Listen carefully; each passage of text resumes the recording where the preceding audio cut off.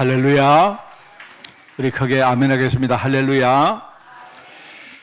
사랑하는 자여, 네 영혼이 잘된 같이 네가 범사에 잘되고 강건하기를 내가 간구하노라. 사도 요한이 가이오 장로에게 한 말입니다. 그런데 요한 이전에 하나님의 마음입니다. 하나님은요, 여러분을 너무 사랑하시고 저와 여러분이 우리가 두 개의 생명성이 있다 안 합니까? 이거는 여러분이 절대로 부인할 수 없는 거거든요. 우리 인간에게는요, 영혼이 있고 육신이 있습니다. 어느 것이 더 중요하다, 그런 게 아닙니다. 그게 아니고요, 이 영혼이 잘된 같이 하는 말이 우리 영혼의 생명선이 있는데요, 그게 다른 게 아니고 우리가 하나님 말씀을 정말로 받고 묵상하고 그 속에 들어가서 정말로 기도하는, 이게 우리 영혼을 살리는 것입니다. 육신은 뭡니까? 육신은 우리가 호흡하고 운동하면서, 여러분, 육신이 안 되어지면요, 우리 영혼도 안 되어집니다.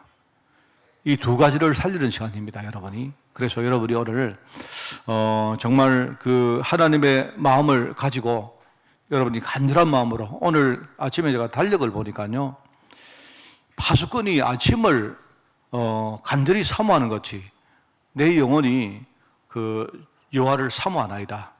그게 아마 시편 130편인가 나오는 말씀이죠. 이게 이제 정말 저는 그 시편을 보면서, 야, 이 너무 참 잘 썼다. 여러분, 그 군대 가서 우리가 보초를 써보면 알지 않습니까? 저도 이렇게 전방에서 이렇게 밤새도록 이렇게 그 보초를 쓰는 부대에 있었는데요.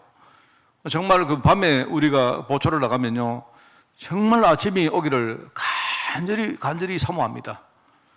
그 보초를 마치고 이제 네모도로 들어갈 때요, 그때는요, 얼마나 기분이 좋은지 몰라요. 우리가 주님을, 오늘 하나님의 말씀을 사모한다는 이 말이 우리 자신을 정말 살리는 말입니다. 그죠? 그렇기 때문에 여러분이 간절함을 가지고 오늘 정말 말씀 속으로 들어가는 그런 시간이 꼭 되기를 먼저 부탁을 꼭 드립니다. 1월 달에 믿음으로 순종한 신앙인이란 주제를 가지고 말씀을 전합니다. 여기는요, 신앙이라는 말이 나왔고, 저와 여러분이 신앙인입니다. 신앙인은 하나님을 믿고 하나님을 바라보는 사람이다, 그런 뜻입니다. 그죠? 자, 그런데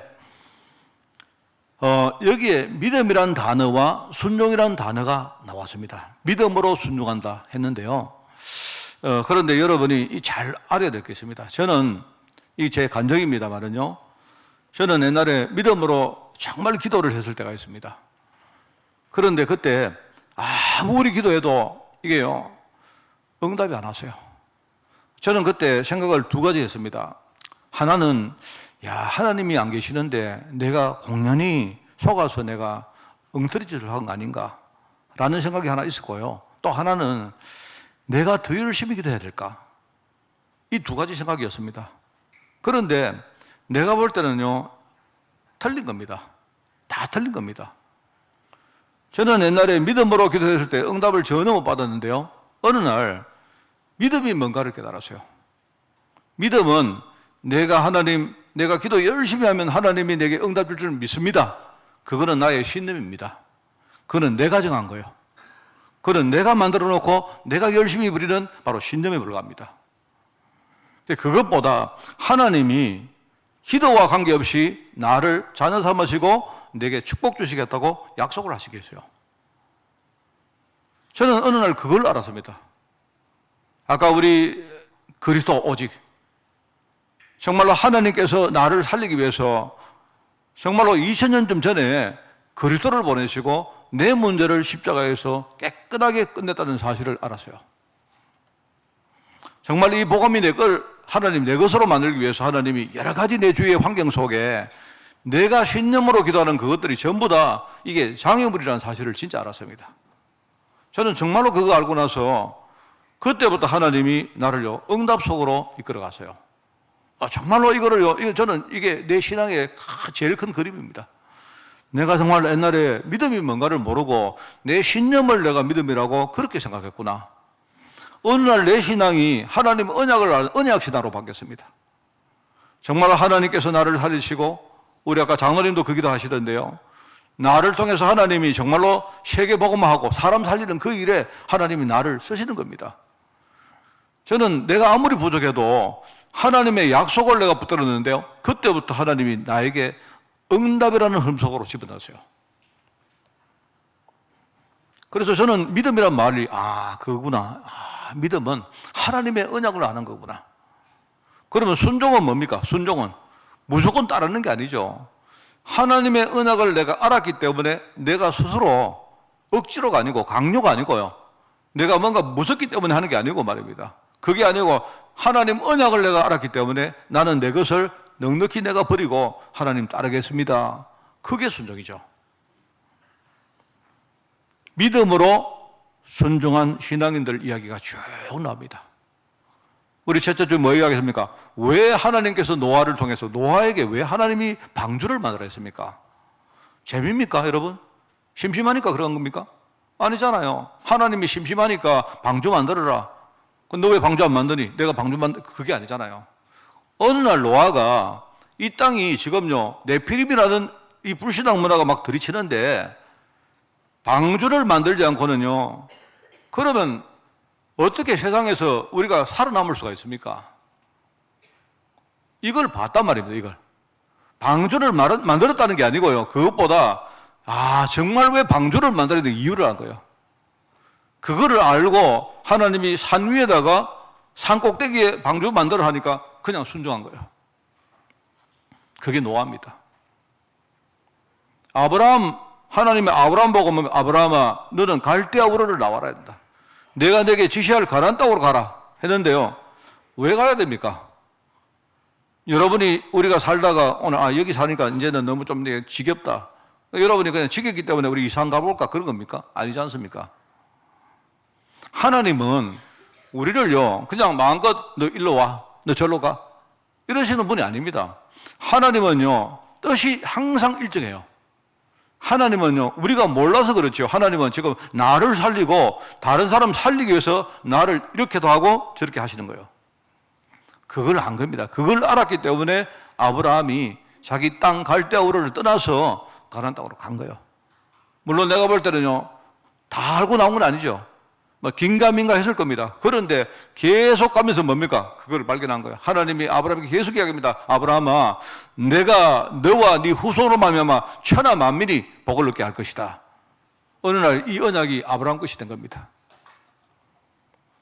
하나님이 그런 신앙인들을 지금 좀 세우고 계시는 겁니다. 그래서 오늘 세 번째는요, 믿음으로 이방을 살린 바울이라는 그런 제목입니다. 제가 옛날에 읽었던 책인데요, 바울을 보면 어떤 유명한 신학자가 했던 말이 생각납니다. 그 바울을 말하면서 이렇게 두세계의 사람이란 말을 해요. 두세계의 사람이라고 말을 하는데, 저는 그게 처음에 보니까 그게 무슨 말일까 생각했는데, 여러분, 바울은 정말로 두세계의 사람입니다. 그러니까 유대인의 혈통을 가지고 태어난 사람인데, 유대인인데 이 사람이 태어난 곳은 뭡니까? 이방 나라에서 태어났어요. 길리기아 다소라는 곳에서 태어났습니다. 어릴 때 예루살렘으로 가서, 아마 집이 굉장히 부자였겠죠. 어릴 때 예루살렘으로 유학을 갑니다. 가가지고 가말리엘이라는 그 학파 밑에서 뭡니까? 그 사람 밑에서 율법 교육을 받습니다. 어릴 때. 그런데 이 사람이 율법 교육뿐만 아니고 헬라에 대한, 헬라 문화에 대한 교육도 굉장히 잘 받습니다. 그러니까 이 사람이 이방인, 뭡니까? 유대인인데 태어나기는 이방 나라에 태어났고, 그죠? 이 사람이 율법 교육도 철저히 받고 헬라 문화도 잘 알았던 사람이다, 이 말입니다. 성장하면서 생명 없는 열심만으로 극한 뭡니까? 종교인의 삶을 삽니다.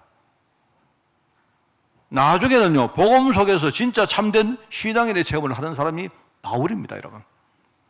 바울은 심지어 틀린 열심을 가지고 복음운동을 핍박하기도 했고, 나중에는요, 그 복음운동에 자기 인생을 들인 순교자가 되기도 합니다. 내가 볼 때 이렇게 완벽하게 두 세계의 반대편에 있는 두 세계를 경험한 사람이 잘 있을까 할 정도입니다. 그래서 이 신학자가 이제 그 바울을 두고 이렇게 말해요. 바울을 두 세계의 사람이라고 말하면서 그 뒤에 부제가 이 사람이 세계를 담는 그릇이다, 이렇게 말해요. 아마 이런 말이겠죠. 여러분, 이 세상에는요, 복음만이 100% 순수한 하얀색입니다. 복음 외에는 여러분 100%가 없습니다. 그런데 반대로 세상은 지금요, 이 복음이 필요한 세상은요, 100% 검은 흑암색입니다. 흑암입니다. 요한 칼빈은 뭐랍니까? 이걸 가지고 요한 칼빈은요, 조직신학의 인간의 전적 부패라고 말하죠. 인간은 창세기 3장 안에서 태어났기 때문에 인간은 원래 하나님을 떠난 상태에서 하나님을 만날 수가 없다. 인간 스스로는요, 구원받을 길이 없다 합니다. 그걸 가지고 전적 부패라고 말해요. 이렇게 말하는데, 그게 이제 로마서 3장 20절에 모든 인간이 하나님을 떠났기 때문에 하나님의 영광에 이르지 못했다. 그렇기 때문에 뭡니까? 오직 그리스도 복음 아니면요, 될 수 있는 방법이 없죠. 그 말을 하는 거예요. 그래서 하나님이, 여러분 잘 생각해 보십시오. 하나님이 우리를 쓰시려고요, 완전히 검은색에 우리를 부르신 겁니다. 완전히 완전한 죄인 상태에 있는 우리를 부르신 거예요. 불러놓고, 지금요, 우리가, 여러분, 검은색인데, 하나님이 우리에게요, 예수님 알게 하시고, 성령으로 우리를요, 인치셨습니다. 우리 안에 성령님이 계세요. 말하자면, 내 안에 계신 성령님 덕분에 우리가 흰색을 얻은 겁니다. 그런데, 실상은요, 우리 현실을 보면요, 이게 가만히 보니까, 왜 나는 이렇게 흰 걸 추구하는 사람인데, 왜 흰 사람이 안 되지? 왜 나는 이렇게 뭔가가 아직 이렇지? 우리 교회 안에 보면요, 사람들이 보면 전부 다, 왜 우리 교회 성도들은, 왜 내가 볼 때는요, 좀 깨끗하고 이렇게 뭡니까? 오늘 여기 헌금 당번들처럼요, 좀 흰 옷 좀 입고 있으면 될 텐데, 다들 왜 저래 좀 구질구질하고 회색이지? 왜 그런 줄 아십니까? 우리가 이 땅에는 검은 사람들을 살리려고 하나님이 우리를 회색으로 쓰시는 겁니다. 그걸 아셔야 돼요. 그래서 아까 바울을 두고 두 세계의 사람이라고 말했고, 두 세계를 체험한 사람이기 때문에 이런 사람이야말로 정말로 세계를 담는 그릇이다. 그렇게 말한 겁니다. 저는 공감합니다. 우리 세상에서 말하는요, 너무 맑은 물에는 물고기 살 수 없다는 말 아닙니까? 그 뜻이 뭐냐니까, 우리가 맑은 것을 지향은 하지만 실제로 세상을 우리가 이해를 못하면, 그죠? 그래가지고는 절대 세상을 못 살리거든요. 그래서 이런 의미에서 하나님이 바울을 불러서 하나님 쓰신 겁니다. 바울은 오늘 첫 번째 믿음의 인물 바울입니다. 바울은 그리스도 만난 뒤에 인생 모든 것이 바뀝니다. 자, 그러면 이제 바뀌었다 하니까 여러분이 또 착각을 하시면 안 돼요. 인생이 바뀌었다는 말은 바울 눈에 보이는 많은 여러 가지 현상이 바뀐 게 아니고요. 사실은 현상은 그대로인데 현상을 보는 바울의 눈이 바뀐 겁니다. 바울이라는 사람이 바뀐 게 아니고요. 여러분, 그게 바로 바뀐 겁니다. 그리스도를 만나기 전에는, 그죠? 이 사람은 지금 영적으로 무지했기 때문에 하나님의 근본 계획을 모르니까 오히려 자기는 잘하는 줄 알고 교회를 핍박했습니다. 이유는 왜일까요? 네, 두 번째 가서 이야기하겠습니다. 그런데 신기하게도 핍박하는 현장에서 예수 그리스도를 만납니다. 희한하죠? 이렇게 합니다. 여러분 9장에 보면 나오죠. 사울아 사울아 네가 어찌하여 나를 핍박하느냐, 나를 박해하느냐, 이렇게 말합니다. 그러니까 바울이 볼 때는요, 사울은 바울의 옛날 이름이거든요. 이 말은 이 사람이 회심하기 전의 이름이거든요. 바울이 볼 때는 내가 열심히 박해한 예수하고 지금 눈앞에 나타난 예수하고 이 두 개가 매치가 안 되는 겁니다. 자기는요, 자기가 생각하는 예수는 이 하나님에 반하는 사람이고 자칭 이게 그리스도 메시아라고 하고요. 하나님 보실 때 뭡니까? 예수와 그 예수를 추종하는 무리들은요, 정말로 그런 나쁜 사람들이라고 생각한 거예요. 그런데 그 예수가, 자기가 박해하는 그 나쁜 예수가 지금 눈앞에 나타나서, 그죠? 자기에게 바울아, 사울아, 사울아, 네가 어찌하여 나를 핍박하느냐, 이렇게 말합니다. 바울이 묻죠. 주여, 누구십니까? 그때 주여라는 말은요, 그냥 우리가 높임말입니다. 그거는 존칭입니다, 존칭. 그냥 나타나신 분이기 때문에 우리처럼요, 구세로라는 말이 아니고, 그냥요, 높이는 선생님, 누구십니까? 이런 뜻입니다. 그때 하는 말이 바로 네가 박해하는 바로 예수가 내다, 이렇게 말하죠. 그 말 한마디가요, 바울의 인생을 바꿔버렸어요. 바울이 도대체 내가 지금까지 생각했던 모든 생각이 이게 뭔가가 완전히 잘못됐구나. 처음부터 잘못됐구나. 그 말 한마디에 바울이요, 인생 자체가 바뀌어버린 거야. 그런 겁니다. 우리가 복음을 알면요, 복음을 안다는 말을 여러분이 잘 이해하시기 바랍니다. 여러분이 전도할 때 여러분이 예수 믿으면 네가 부자가 되고, 너는 예수 믿으면 네가 병도 낫고, 네 예수 믿으면 우리가 조건을 달면요, 그 사람은 그 조건에 묶입니다. 그렇지 않습니다. 우리가 복음 전할 때 여러분이 어떻게, 우리 이 복음을 듣는 사람이 자기의 모든 문제를 믿음으로 주님께 맡기도록 만들어버려야 됩니다. 나머지 영역은 하나님이 하시는 거예요. 바울이 주님을 만났는데, 그죠? 그냥 다른 거 없습니다. 주님을 몰랐을 때, 복음을 몰랐을 때 영적으로 완전히 무지하니까 틀린 인생을 살았던 사람이 복음을 하나 깨달았는데 바뀐 거 아무것도 없어요. 여러 가지 현상과 상황은 똑같습니다. 똑같은데 바울의 기본적인 생각이 바뀌어버린 거예요. 그게 바로 바울의 핵심입니다. 그때부터 하나님은요, 이런 바울을 하나님이 쓰시는 겁니다. 여러분요, 바울도 바울이지만 아나니아라는 사람하고 또 하나님이 대화하는 게 또 나옵니다. 그거 보시면요, 주님이 뭐랍니까? 아나니아야, 저기 가면 직가라는 거리가 있나요? 직가라는 말은 이게 한자인데 이 뭡니까? 아주 고든 길이란 말입니다. 그러니까 직가란 말은요, 스트레이트 웨이란 말이거든요. 아주 그런 길이 있는가 봐요. 길 이름이. 그 직가라는 거기 가면 지금 사울이라는 사람이 있는데 이 사람이 거기서 지금 기도하고 있다. 그 사람에게 가서 이 말을 전해라 합니다. 자, 그럼 아나니아가 하는 말입니다. 아나니아가 뭐라 합니까? 주님, 내가 듣기로는 이 사람이 예루살렘에서 교회를 많이 핍박하는 사람인데 어떻게 하나님 이런 사람을 쓰겠습니까? 이렇게 말하는 거예요. 주님이 뭐라 합니까? 주님이 아니다. 이 사람은 앞으로 내가 이방 나라를 살리기 위해서 내가 택한 나의 그릇이다. 만약에 이 바울이 잘못한 게 있고 뭔가 셈을 해야 된다면 그건 내가 할 것이다. 나중에 바울이 살아가면서 얼마나 많은 고난을 받아야 될 걸 스스로 알게 될 것이다. 그래, 너는 가서 그런 핍박했던 사람인데 그 사람에게 분명한 사명을 전달하라 합니다. 그러니까 아나니아도 제가 볼 때는 마찬가지입니다. 주님의 말씀을 듣는 순간 사람을 보는 아나니아의 관점이요, 완전히 바뀌어버렸어요. 그렇지 않습니까? 바울도 복음 알고 인생이 바뀌었고, 내가 볼 때 아나니아도 복음을 깨닫고 인생이 바뀐 겁니다. 그때부터 이 아나니아를 통해서 들은 이 하나님의 언약, 그죠? 이 언약을 바울이 정말로 붙들고 그 언약 속에 들어가는 인생을 삽니다. 그게 바로 바울의 소명이 되는 거예요. 바로 이방 선교사의 사명입니다. 그죠? 저는요, 이렇게 보면 참 그런 생각을 많이 합니다. 우리가 복음 몰랐을 때, 저는 정말 그렇거든요. 제가 여러분에게 정말 간증을 안 합니까? 저는 복음을 몰랐을 때, 제 인생을 보는 모든 눈이, 그죠? 저는요, 너무 자의적이었습니다. 내가 기도했던 거, 여러분도 아마 오늘 예배하면서 머릿속에 내가 예배하면서 응답받고 싶은 뭔가가 안 있겠습니까? 자, 그런데요, 어쩌면 그거 버려야 될지도 몰라요. 그거는 여러분, 하나님의 언약하고 관계없고, 오히려 그 하나님의 언약이라기보다는 여러분의 신념이고, 여러분의 뭔가 우리가 원하는 것이고, 그죠? 어쩌면 그게 하나님 언약을 이루는데 방해물이 될 수도 있습니다.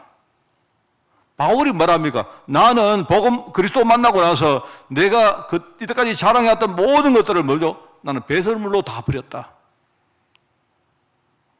나는 주님을 만나려고, 주님을 발견하려고 그렇게 애를 써갔던 거 전부 다 나는 다 버리고, 나 이제 주님께 발견되기를 원한다. 이게요, 이 믿음의 인물 바울입니다, 여러분. 아까도 말했지만 우리가 있지 않습니까? 정말로 여러분 믿음으로 살아가 보세요. 믿음이란 말 다시 말할까요? 여러분이 정해놓고 하나님, 내가 선교 열심히 하면 하나님 축복 줄 믿습니다. 어쩌면 그거요, 여러분의 생각입니다. 우리 신념일 수도 있습니다. 하나님이 나를 정말로 복음의 사람으로 만드시고 진짜 복음 전하는데 나를 쓰시는데요, 그러면 나머지는 하나님께 정말 다 하나님 손에 다 있습니다. 내가 복음 속으로 진짜 한 걸음 한 걸음 들어가면 돼요. 그러면 인생이 바뀝니다. 인생 바뀐다는 말은 뭐죠? 내 사실은 내 모든 인생의 기준이 바뀝니다. 내 인생의 시작점 자체가 바뀌어버려요. 그러면 모든 문제 해결입니다. 그게 믿음으로 이방을 살릴 그런 바울입니다. 자, 오늘 두 번째 좀 자세하게 바울의 신앙 행적을 이야기하겠습니다. 여러분, 하나님의 생각은 우리 판단하고 많이 좀 다른 경우가 있죠. 이방 나라를 하나님이 살려야 되겠는데, 처음에 하나님께서 분명히 아브라함 부르실 때, 아브라함아, 너로 말미암아 천하 만민이 복을 얻게 될 것이다. 여러분, 천하 만민 그 안에는 우리가 만자가 들어가면 뭡니까? 모든 것을 말하거든요. 모든 것. 옛날 사람들이 생각할 때는요, 옛날 사람은 만이 굉장히 많았던 것 같아요. 만이라는 말이, 그래서 뭡니까? 모든 것을 지칭할 때 만, 이런 말이죠. 만. 그래, 만인, 만사란 말은요, 모든 일 이 말입니다. 천하 만민 이 말은요, 천하에 있는 모든 사람이랍니다. 여러분, 어디 가면요, 저기 가면 만신전이라는 데가 있어요. 여러분, 판테온이라는 거 들어봤죠? 만신전은 뭐냐니까, 모든 신을 다 섬기는 신전이다, 이 뜻입니다. 그러니까 옛날에는요, 만자가 사람들이 볼 때 많은 거예요. 만자면 모든 것이요, 모든 것. 그 만 위에 100만도 있고 억도 있는데 옛날 사람들은 그거 몰랐어요. 만하면 와 많다. 우리 어릴 때 여러분 만원 같으면요 엄청 많잖아요. 만원. 저는 어릴 때요 만원 그거는요 상상이 안 됐습니다. 지금은 만원이 그냥 우리 진짜요 뭐 우리가 만원 가지고 뭐 할 게 없지 않습니까? 그래 옛날 사람은 그렇게 표현한 거예요. 모든 사람이 천하에 있는 모든 사람이 너로 말미암아 복 얻게 될 것이다. 약게다. 그럼 그 만인 안에는 누가 들어가 있습니까? 유대인만 들어가 있는 게 아니거든요. 하나님이 처음부터 이방 나라 살리려고 먼저 유대인들 모르니까 항상요 뭐 하느냐 이런 겁니다. 흑백 논리 때문에 자신과 후대와 주변과 민족 전체 다 죽여버립니다. 그거 왜 그렇습니까? 자신들만이 선택받은 민족이다. 하나님은 우리 민족만의 하나님이시다. 이런 식입니다. 이방인들은 전부 다 뭡니까? 하나님 보실 때 전부 다 버림받은 민족이다. 여러분, 그거는요, 정말 잘못 깨달은 거거든요, 그게. 이러다 보니까 이 사람들은 전부 그런 식입니다. 성전을 딱 지어놓고, 성전 안에, 그죠? 지성소가 있고, 성소가 있고, 그죠? 여러 가지 성전을 섬기는 여러 가지 뭡니까? 시설들이 있습니다. 그거 전부 뭡니까? 그거는요, 정말로 그리스도를 말하는 것인데요. 정말 거룩한 장소 아닙니까? 그런데 이 사람 뭐라고 생각합니까? 성전 안만이 거룩한 장소고 바깥에 가면요. 성전 바깥에 가면 뭐가 있습니까? 밖에는요. 주로 아이들이 뛰노는 곳, 어른들이 옛날에는요. 사람들 카운트할 때 유대인들은요. 남자 어른 외에는 숫자로 안 채웠어요. 그렇기 때문에 그죠? 이제 나는 성인식을 하고 나서 여러분 성인식을 하고 나야 이제 그때부터 이제 사람 취급을 받는 겁니다. 자, 그런데 아이들 딱 데려오면요. 애들, 너희들 저 나가서 놀아라 하는 장소가 있어요. 그리고 또 뭡니까? 뭐 종이거나 이방 사람들이 오지 않습니까? 이방 사람들이 성전에 와서 무슨 일을 할 거 아닙니까? 그러면 이방인들이 머무는 장소가 있었다니까요. 그래서 유대인들이 생각할 때, 성전 안은 거룩한 곳이고, 바깥은 전부 다 속된 곳이다. 속된 곳이기 때문에 예수님 시대에 생각이 틀렸죠. 속된 곳이기 때문에 여기서는 장사해도 된다 생각은. 그래서 장사한 겁니다. 거기서. 이런 식입니다. 전부 다 그런 식입니다. 자, 그러다 보니까 어디까지 가느냐. 자기들 생각이 하나님이 보내실 메시아는 뭔가 신분도 거룩하고 그죠? 뭔가 거룩한 장소에서 일종의 거룩한 모습으로 오는 게 정상 아니겠습니까? 그죠? 그런데 자기들이 볼 때 어느 날 어떤 남자가 와서 자칭 메시아 그리스도라고 말하는데 영 아니거든요. 이게 볼 때 메시아쯤 되면요 이 정도 돼야죠. 안 그렇습니까? 이런 식입니다, 여러분. 완전히 격이 맞지 않는 사람이 와서 자기가 메시아라고 하니까 이거는 내가 볼 때 자기들이 볼 때 이거는 완전히 메시아를 참칭하는 아주 나쁜 놈이다 생각한 거예요, 이게. 그래서 바울 같은 사람이, 내가 볼 때 이 바울은 굉장히 사람이 순수하고 깨끗한 사람입니다. 뭔가 깨끗한 것을 지향하는 사람입니다. 그런 열정 있는 사람이에요. 이 사람이 뭔가 복음을 못 깨달았기 때문에, 그죠? 정말로 하나님께 자기는 충성한다고 뭐냐? 그런 뭡니까? 참칭하는 메시아를 이거는요, 절대 놔둘 수 없다. 그 수종자들요, 핍박한 겁니다. 참 이게, 저는, 하나님 모실 때, 하나님, 이방 나라를 살리려고 우리를 불렀는데, 이방 나라를 살리려고 하나님이요, 지금 유대인들을 먼저 불렀는데, 근데 유대인들이 지금요, 하나님의 근본 계획을 모르니까 완전히 생각의 시작점부터 틀려버린 거예요. 그래서 하나님이 이방 나라 살리려고 하니까 두세 개를 이해한 사람이 필요하구나. 그것으로 볼 때는 회색인데, 흰 것도 알고 검은 것도 아는 사람이 필요하구나. 하나님이 부르신 그릇이 바로 바울입니다, 여러분. 여러분, 바울을 하나님 부르실 때 대비되는 사람이 하나가 있죠. 그게 누굽니까? 그게 베드로입니다, 베드로. 여러분, 그 사도행전 10장에 보면 베드로 나오죠. 베드로 보고 하나님이 말합니다. 베드로야, 내가 지금 너한테 선물 줄 테니까 뜯어가지고 먹어라. 여러분, 그 배경 아시죠? 그죠? 지금 하나님이 지금요, 누구를 살리려고, 그게 누군가니까, 고넬료라는, 그죠? 로마 군대 백부장인데, 이제 우리가 나중에 결과적으로 이 고넬료가 사실은요, 로마 사람 가운데 제일 먼저 제자가 된 사람이 고넬료입니다. 고넬료가. 하나님이 지금 고넬료를 살리려고 하나님이 지금 딱 준비를 해놨습니다. 준비를 했는데 하나님 거기 서시려고 지금요, 베드로를 부르신 베드로. 베드로가 욥바란 곳에서, 욥바란 곳에서 거기 뭡니까? 무두장이, 가죽 만드는 사람인데 무두장이 집에서 기도하고 있는데요. 갑자기 환상 가운데, 저도 그렇습니다. 그 배가 고팠다 하잖아요. 그 배는 고프고 좀 피곤하고 기도하니까 얼마나 잠이 잘 오겠어요. 기도하고 있는데 갑자기 잠이 싹 들었다가 환상이 싹 보이고, 환상이 싹 보이는데 그 환상이 어떤 거냐? 하늘에서, 그죠? 이렇게 뭔가가 광주리 같은 게 주르륵 내려옵니다. 그 광주리 내려오는데 광주리 보니까 안에요, 뱀도 있고 뭐 여러 가지 막 잡것들이 막 다 들어있는 거예요. 하나님이 하시는 말은, 베드로야, 너 배고프지? 이거 잡아먹어라.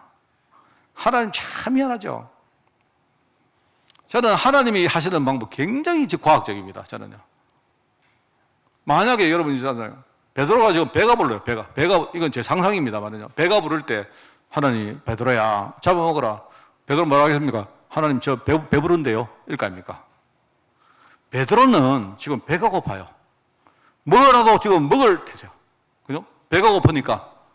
그런데 이 베드로가 얼마나 율법에 찌들어졌느냐, 틀린 생각을 하고 있느냐. 하나님, 나 배고픕니다. 뭐라도 내가 먹겠는데 혹시 만약에 하나님이 내보고 이 종을 먹으라 하면 종을 먹겠습니다. 그런데 저 잡것은 못 먹겠습니다. 이런 식이야. 여러분, 제가 왜 이런 말 하나 알겠죠? 베드로가 얼마나 지금요, 율법이 충만한가 하니까 지금 자기 상황을 넘어서는데요, 그걸 안 할 만큼요, 충만한 거예요, 여러분. 나는 죽었으면 죽었지, 굶어 죽어도 이건 못 먹겠습니다. 이런 말입니다, 여러분, 그게. 하나님 말하면, 베드로야, 내가 깨끗하다고 말하는데 어떻게 네가 왜 이게 속되다고 말하느냐. 여러분, 기준이 뭡니까? 베드로는 지금 자기 생각의 기준이죠.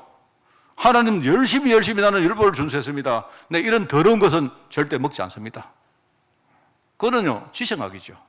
그건 자기 신념이죠. 그건 믿음이 아닙니다, 여러분. 하나님 뭐라 합니까? 아니다, 베드로야, 이거는 내가 볼 때 정말로 깨끗한 것이다. 잡아먹어라. 그리고 이제 그런 환상이 계속되다가 어느 날 환상이 끝났죠. 깨어났습니다. 그때에 어떤 사람이 심부름 와서 베드로에게 심부름 합니다. 들어보니까 그래도 베드로가 참 그래도 기도하는 사람인 건 맞아요. 보니까 지금요, 로마 그 백부장 고넬료 집에서 사람이 보낸 거, 사람이 지금 전가를 온 거예요. 베드로 초청을 하러 온 겁니다. 이야기를 들어보니까 베드로가, 지금 내 생각이 잘못됐구나. 하나님이 환상을 보여주는 거 보니까 이거는 내 생각이었구나. 하나님이 나를 통해서 지금 저 로마 백부장 고넬료를 살리기를 진짜 원하는구나. 이제 그제서야 베드로가 안 겁니다. 그래서 베드로가 순종하고, 그죠? 고넬료 집에 가죠. 바로 그게 로마인 가운데요, 로마 사람 가운데 첫 번째 문을 여는 바로 그 장면이에요. 그게 바로 사도행전 10장입니다. 그런데 이 바울 보세요. 바울도 처음에는 몰랐는데, 내가 볼 때 바울은 처음에 알았지만은요, 바울은 지금 복음 몰랐는 게 문제지만, 아나니아는 보세요. 아나니아는 처음에 생각을 잘못하고 있었는데 하나님이 아니다, 아나니아야, 나는 내가 이방 살리기 위해서는 두 세계를 완벽하게 이해한 사람이 필요하다, 그 말입니다. 실패도 해보고 성공도 해보고 핍박도 해보고 나중에 순교도 할 것이고, 그죠? 이런 사람이 필요하다. 나는 그래서 이 사람을 나의 그릇으로 내가 택한 것이다, 이 말입니다. 아나니아는요, 순종한 겁니다. 그걸 알고 순종한 거예요. 제가 지난 주간에 그 바울 서신을 가지고 제가 바울 신학을 강의를 했는데요, 하면서 이런 생각이 듭니다. 갑자기 제가 그 강의를 하는데, 제가 늘 말 안 합니까? 코로나 시대에 어떤 현상이 일어납니까? 제가 세 가지 말해줘. 이번에 우리가 한 몇 년 동안 코로나를 겪으면서 사람과 사람 사이에 우리가 엄청난 눈에 안 보이는 막이 만들어졌어요. 이제는 정말로 사람이 굉장히 사람을 뭡니까? 꺼리는 시대가 왔습니다. 내가 볼 때 이런 시대는 정말 볼 때 이제 앞으로 우리가 대면으로 전도하는 것이 참 힘들구나. 그러면 사람들, 이제 전도 안 되겠구나, 그게 아니고요, 이제 진짜 전도할 시대가 왔구나. 정말로 내가 복음에 적인되어지면 내가 열심을 안 해도 하나님이 나를 통해서 전도하시겠구나. 저는 그걸 깨달았습니다. 이런 시대가 왔고요, 여러분 사람들 보십시오. 전부 다 지금 여러분 TV를 틀어보고 신문을 펴보십시오. 아마 나오는 모든 100% 기사가 전부 뭐냐? 육신기사입니다. 무엇을 먹을까? 무엇을 입을까? 어떻게 살까? 앞으로 어떻게 할까? 우리 아이들은 어떻게 할까? 요새 뭡니까? 아이들 나중에 뭐 키우기 힘들까? 어떻게 키울까? 애를 놓아놓고 나중에 이 애들이 어떻게 살까? 직장은 있을까? 나중에 그렇습니다. 결혼을 할 수 있을까? 집을 장만할 수 있을까? 이게 옛날에도 있었는데 지금은요, 내가 볼 때 아예 뭡니까? 이제 노골적으로 이게 완전 세상의 시스템화 됐습니다. 창세기 3장, 6장, 11장은 말해, 이런 걸 말하는구나. 옛날에 그냥 우리가 불신앙이었는데 이게 네피림 시대가 오니까 전부 다 하나님을 안 믿고, 그죠? 이렇게 되는 거예요. 이 흐름이 지금 가고 있는 거 아닙니까? 저는 정말 그거 보면서 바울은 뭐랍니까? 계속 자기가 누린 복음, 정말로 자기가 누린 그 풍성한 복음, 그죠? 심지어 뭡니까? 바울은 뭐죠? 감옥 속에 있으면서 편지 몇 개 가지고 이 사람이 세상을 정복하고 목회 다 했습니다. 제자 다 세우고 그냥 가만히 앉아가지고요, 비대면 전도한 거예요. 그게 바로 비대면 시대입니다, 여러분. 그럼 뭐 어떻게 합니까? 전략이 아니죠. 자기가 누린 그리스도 복음 이야기한 거예요. 바울이 정말로 자기 중심을 담아가지고 기도하면서 그 편지를 보냅니다. 결과적으로 지금 시대가 어떤 시대입니까? 이제 눈앞에 이제 내가 볼 때요, 이제 앞으로 한 10년 후 못 봅니다. 이제는 사람들이 의식 자체가 내 눈앞밖에 못 보지 지금 우리 후대, 미래 생각 안 합니다. 저는 이 바울 서신이 바울이 몇 번 보낸 편지 아닙니까? 그냥 바울은요, 내가 이거 보내가지고 나중에 성경으로 만들어서 후대에게 전달해야지 아니겠죠. 이 그냥 보낸 편지 몇 개가 성경 안에 들어와서 이게요, 지금 우리 바울 후대 아닙니까? 우리가 지금 우리에게까지요, 그 복음이 그 바울 서신을 통해 전달했단 말입니다. 야, 이게 바로 비대면 시대에 전도하는 문서고, 그죠? 이게 정말 영적 축복을 진짜 전달하는 문서고, 이게 우리 후대에게 우리가 정말로 뭔가 정의 문서구나, 후대에게 전달하는 정의 문서구나. 저 그 깨달아요. 그렇게 생각하니까요, 너무 은혜가 되는 거 있죠. 그렇구나. 우리가 생각할 때 앞으로 살기 힘들다, 아닙니다. 물론 살기 힘들 것도 보이지만요, 이제는 진짜 우리가 복음 누리는 사람과 복음 누리지 않는 사람은 우리가 환경과 현실 앞에 우리가 어떻게 되는가가 분명히 극명하게 차이나는 시대가 옵니다, 여러분. 교회도요, 그냥 그리스도 복음 이래가지고는 안 돼요. 그냥 기도합시다 이래가지고 안 된다니까요. 정말 복음, 정말 기도. 우리가 못해도 좋으니까 우리 중심을 담은 기도. 그냥 전도해 봅시다, 교회를 채우고, 아닙니다. 제자 한 명을 세워도 우리가 순교의 중심 가지고 제자를 세우자. 이게 다른 거예요. 이게 교회 미래와 우리 개인 미래 완전히 이게 결판되는 겁니다.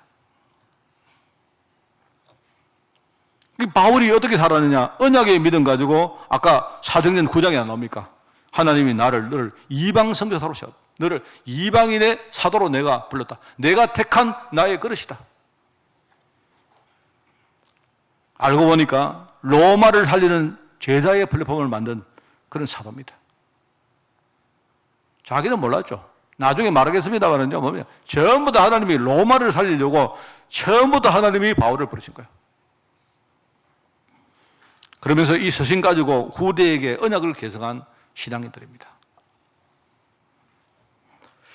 아, 참 감사하죠. 신앙인 우리 바울 선생님, 그죠?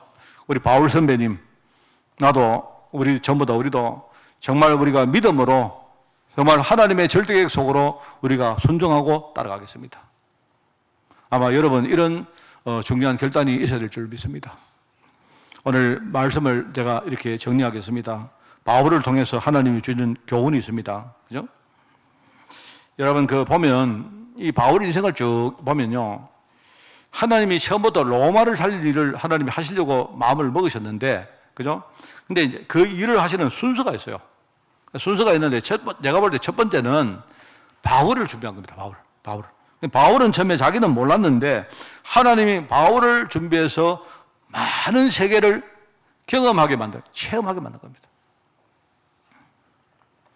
자, 그래 놓고는 하나님이 그 다음에 바울에게 내가 너를 이방 선교, 나아가 로마 선교에 내가 쓸 것이다. 끊임없이 하나님 말씀 가지고 비전을 보여요. 오늘 본문 말씀이 그거 아닙니까?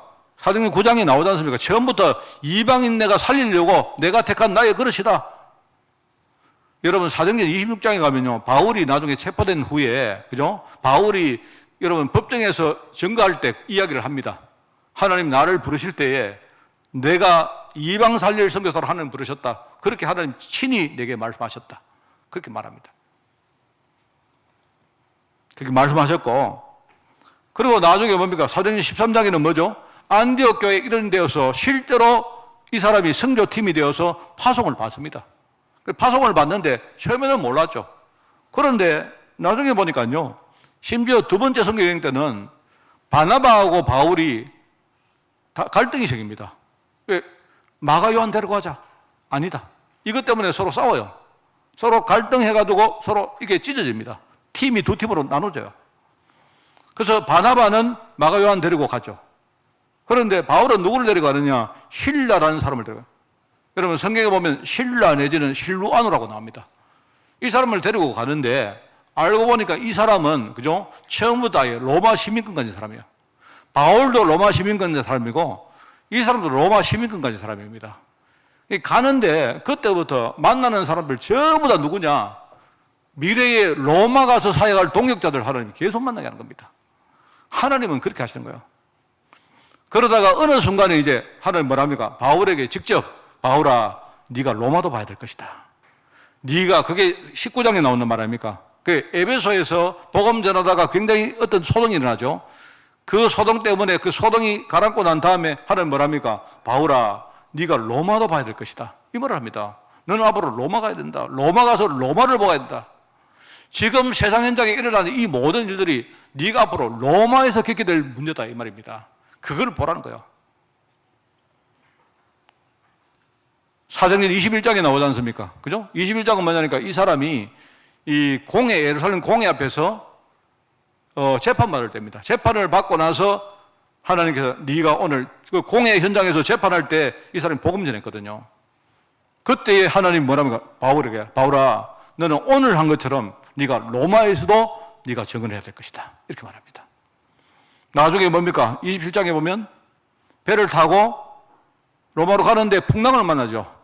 풍랑 가운데 하나님이 뭐랍니까? 바울아, 두려워하지 마라. 너는 가이사 앞에서, 가이사가 누구죠? 가이사는 원래 줄리어스 시저라는 사람의 이름입니다. 시저란 말이 가이사거든요. 근데 그 사람이 워낙 유명한 사람이기 때문에 그 다음에 로마 황제를 전부 다 가이사, 시저라고 말했어요. 너는 앞으로 로마 황제 앞에 서야 될 사람이다. 그러니까 너는 안 죽는다. 풍랑이 아무리 와도 너 안 죽는다. 다만 지금 배와 사람은 내가 너에게 맡기기 때문에 뭐 물건 좀 잃어버리고 힘든 이렇게 고생 많이 하고 그거지 절대로 너는 죽을 수가 없다. 너는 왜? 로마 가서 가이사 앞에 서야 될 사람이니까. 그게 하나님이 계속 이 비전을 말합니다. 이렇게 하고는요, 거기에 대한 모든 것을 하나님이 실행해 옮깁니다. 아까도 말했지만, 바울이 만난 모든 사건은 뭐죠? 로마를 보는 눈입니다. 그게. 로마 가면 이런 일, 똑같은 일이 일어난다. 여기만, 로마 가면 너 이런 경험 한다. 이거는 그냥 네가 힘들다 하지 말고 앞으로 너가 겪게 될 문제다. 이 말입니다. 복음 전하면 당연히 네가 겪을 문제다. 이 말입니다. 자, 여러분, 제가 여러분에게 힘을 드리기 위해서 말한 겁니다만은요. 자, 그런데 단순히 위로하는 말이 아닙니다. 여러분이 살아가시다가 여러분이 경제 문제 만나죠? 질병을 만나죠? 사랑관계 문제 만납니다. 여러분 되게 힘들겠죠? 어떨 때는 여러분이 죽을 정도로 힘들 수도 있습니다. 자, 그런데요. 현장에 들어가면 여러분이 만날 문제입니다.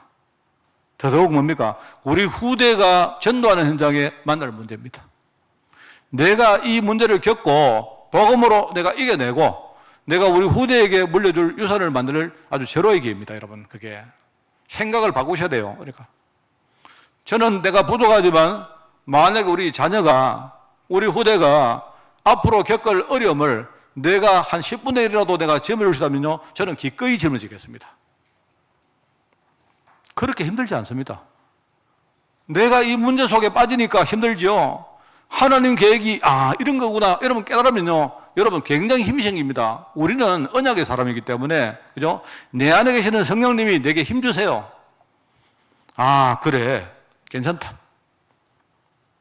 우리 아이들이 앞으로 미래의 현장에서 짊어질 문제이기 때문에 내가 먼저 이거를 내가 먼저 겪는다. 겪고 내가 우리 후대에게 여기에 대한 분명한 내가 체험에 해답을 줄 것이다. 힘 안 듭니다. 힘이 안 들 거예요. 힘이 들어도 헤쳐나갈 수 있습니다. 그게 우리가 렘넌트, 항상 렘넌트 언약 가지고 살아야 될 이유입니다. 그 렘넌트 언약이 결국은요, 나를 살리고 우리 가정을 살리고 우리 후대까지 살리는 거예요, 여러분. 너무 저는 감사합니다, 이게. 그래서 우리가 만나는 모든 사건은 앞으로 로마를 보는 눈이고요. 내가 만나는 모든 사람은 뭐죠? 로마 살릴 동력자입니다. 그죠? 그렇습니다. 내가 받는 모든 말씀은 하나님이 로마를 살릴, 로마로 나를 이끄시는 하나님의 비전입니다. 바울은 이것 가지고 편지를 썼죠. 그게 뭡니까? 로마 이후에 우리 다음 세대 후대에 증거할 증거 문서입니다. 그게. 자, 그러면 여러분 이 말을 이해만 해도 오늘 설교는 끝났습니다. 내 인생은 하나님의 손에 있구나. 하나님의 손이 뭡니까? 하나님은 나를 살리시고 나를 통해서 로마를 살리기를 원하는구나. 나는 거기에 부름받았구나. 자, 그러면 어떤 문제가 일어나도 뭐죠? 하나님이 언약을 이루시는 하나님의 축복입니다. 자, 그렇게 생각합시다. 그게 아니에요. 언약은 실체입니다, 실체. 내가 여러분에게 약속한다는 말은요, 실체입니다, 실체. 우리 내일 몇 시에 만납시다. 그건 실체입니다, 실체. 내가 여러분에게 다음에 우리 언제 시간 나면 봅시다. 그건 실체가 아니죠. 그런데 내가 구체적으로 여러분과 약속을 하면요, 그건 실체입니다. 그런데 나는 부족하기 때문에 그 실체를 내가 100% 다 이룰 수가 없어요. 그런데 하나님은 안 그렇습니다. 하나님은 약속하시면 그걸로 끝입니다. 반드시 약속을 이룹니다, 하나님. 얼마나 우리가 안 믿으니까 하나님이요. 우리 히브리서에 나오지 않습니까? 뭐라 하는 거예요? 하나님조차도 자기 약속을 못 어기요.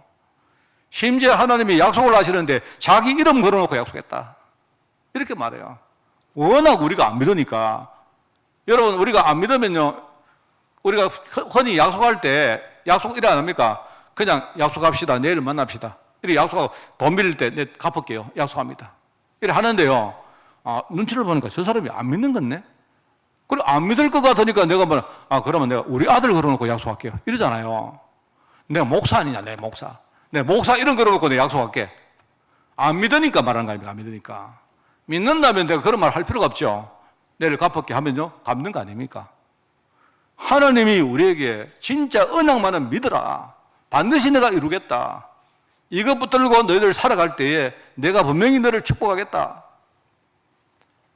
그 언약을 붙든 겁니다. 달라요. 이게 믿음이란 말이 내가 뭔가를 정해놓고 신념 믿는 거하고요, 하나님 정확한 언약을 가지고 믿는 것은 이거는 하늘과 땅의 차이입니다, 여러분. 만세 이전에 가지고 계신 하나님의 예정이라고 말합니다. 그걸 우리가 볼 때, 그죠? 그러면서 하나님이 은혜로 우리를요, 불렀는데 우리에게 그 소명을 이룰 시간표 속으로 우리를 부르신 거예요. 그러면서 알고 보니까 하나님이 다 준비해놨어요. 사건도 준비해놓고 사람도 준비해놓고. 우리는 참 우리는 좀 어리석어가지고 나중에 깨닫죠. 하나님이 미리 준비해놓은 모든 축복의 만남들, 우리가 바울을 통해서 받을 신앙의 교훈이 이겁니다. 여러분 정말 승리하시기 바라고요. 정말 여러분도 생각을 완전히 바꾸시기 바랍니다.